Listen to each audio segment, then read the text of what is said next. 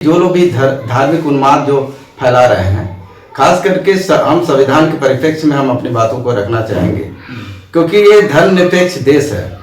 और जैसा ही प्रस्तावना में ये है कि जो भी भारत के नागरिक होंगे वह किसी भी धर्म को फॉलो करने के लिए, मानने के लिए स्वतंत्र हैं।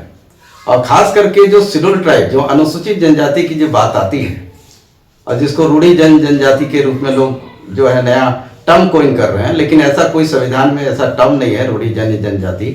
यहाँ पे है अनुसूचित जनजाति। ये जो है संविधान के अनुच्छेद 366 के सीरियल नंबर 25 में अनुसूचित जनजातियों की परिभाषा दी गई है, जिसमें ये कहा गया है कि ये एक समुदाय है।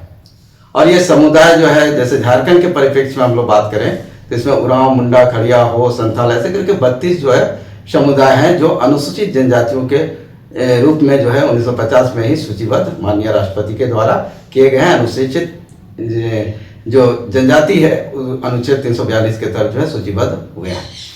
ईसा भगत हमेशा ईसाई मुताबिक कहते हैं कि आरक्षण खा रहा है, तो लोग धर्म परिवर्तन कर लिए हैं, तो लोग आदिवासी नहीं है, इस तरह का वो बयानबाजी हमेशा करते रहती है। इसको क्या कहेंगे?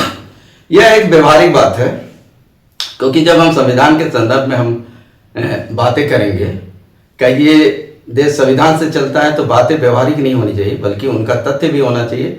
और जैसा कि हमारे पास जो आरटीआई से जो हमको मिला है, ये जो आरटीआई है इसमें स्पष्ट लिखा हुआ है कि जो राष्ट्रपति, माननीय राष्ट्रपति जो है 342 के तहत जो अनुसूचित जनजातियों को सूचीबद्ध करते हैं, उसमें स्पष्ट लिखा हुआ है कि schedule tribe profess any religion, मतलब वह स्वतंत्र है कि कोई भी धर्म को स्वाभिमान के साथ उसको पालन कर सकता है। और जब अनुसूचित जनजातियों का धर्म ही नहीं है तो धर्मांतर की बात करना जो है मतलब बेबुनियादी बात होगी। हमारा जैसे जानना चाहता है दादा कि आरक्षण आखिर धर्म के आधार पर मिलता है फिर जाति के आधार पर, क्या है मसला? ये धर्म के आधार पर आरक्षण का प्रोविजन नहीं है, क्योंकि अनुसूचित जनजातियों को या जो शेड्यूल कास्ट एक जिसको बोलते हैं, जिसको अनुसूचित जाति बोलते हैं और अनुसूचित जाति, दोनों को आरक्षण का प्रावधान संविधान में इसलिए किए गए कि उनकी जो है शैक्षणिक जो स्तर है या तो उसके आर्थिक स्तर है या अन्य लोगों से वह घुल मिलने में काफी संकोच करते हैं, इसलिए उनको मुख्य धारा में जोड़ने के लिए ही जो है संविधान में आरक्षण के प्रावधान लाए गए, ताकि वह समांतर जो है आ सके और मुख्य धारा में जुड़ सके।